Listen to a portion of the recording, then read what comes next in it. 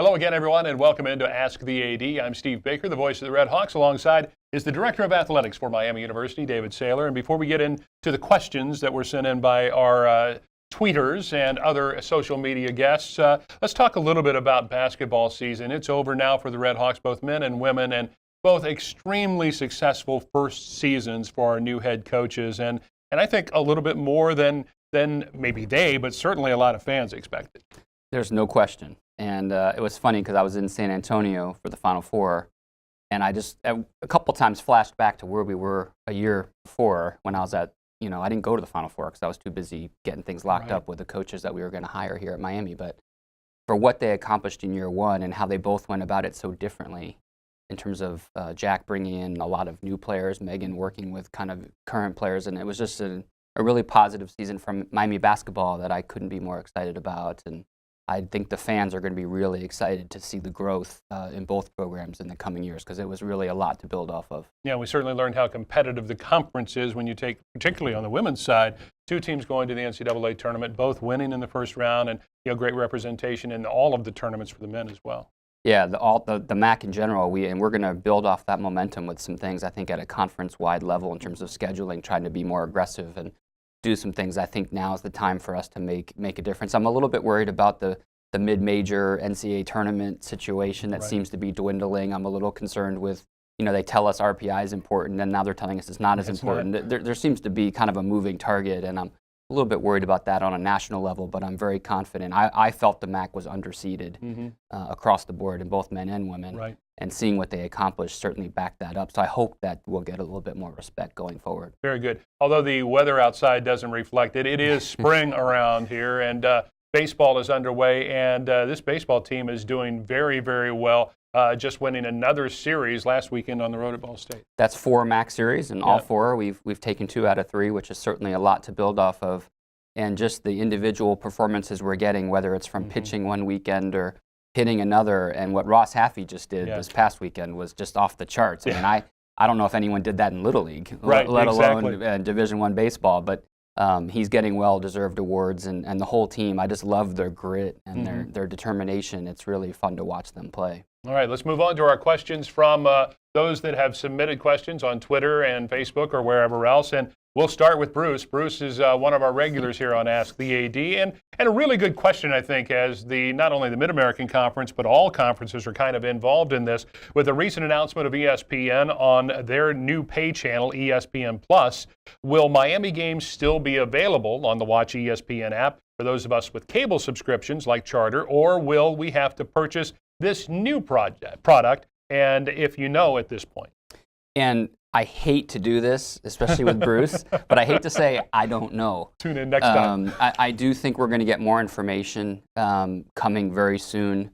We meet as a league in Phoenix in the first week of May with our football coaches, and ESPN actually attends those meetings, and they're going to kind of update us a little bit more on their rollout and how this is going to work. I do think that some of the content will shift over to this. I don't think all of it will, but we're still learning, kind of like everybody else is learning at this point. I do think this is part of Disney's overall play to go this route with a lot of different content, including their own movie content. So I think sports is a piece of it, but not the driver. And so I do expect, and I think fans should too, that there will be some pay component to things going forward. And whether that's going to mean more revenue for the league or a different situation, that all remains to be seen as well. So I even got from the commissioner just kind of the latest that we're still figuring this out kind of thing. As soon as I saw Bruce's question, I was getting kind of, we still don't know from the league. So stay tuned on it, but just know that we made the right decision getting out in front with ESPN3 when we did as a league. And the production quality's been great, and I think fans have gotten used to that.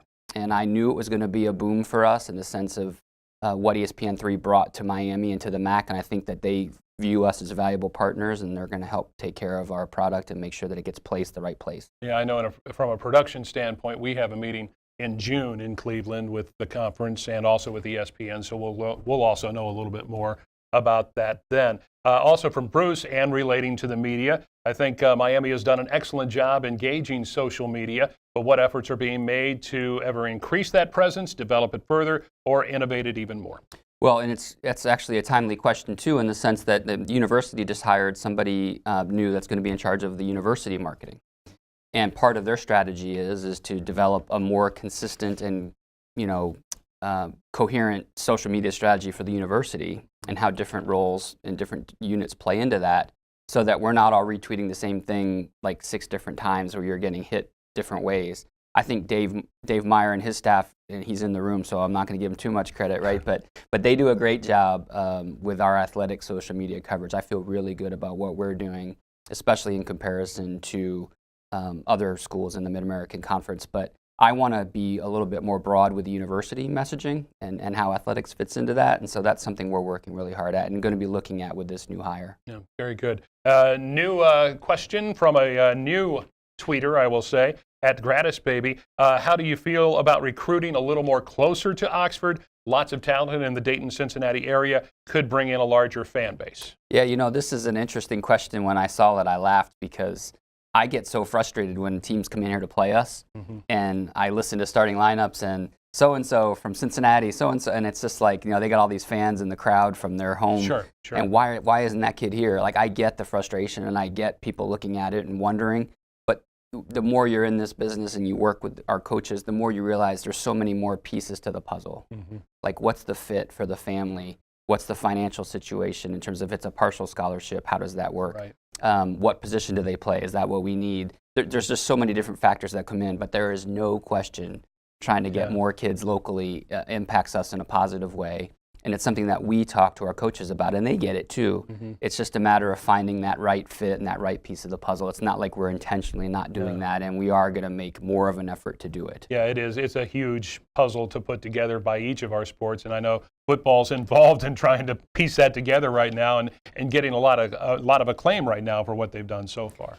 I got to give kudos to Chuck and his staff. Yeah. They are crushing it right now. And if those of you that look at rankings, we're ranked in the top 20 right now in recruiting, ahead of Ohio State, right. In terms of the quality of our class. Now that's going to shift and change. Sure. And there's going to be more kids committing to Power 5 schools that would kind of change that dynamic. But we are getting a lot of attention for the work that staff is doing, and I give all of them credit because they are so out in front and advanced in their recruiting. They're really doing a great job, and the facilities are really starting to pay off. Really starting to help out, indeed. While we're there talking about football, our final question comes from Chuck.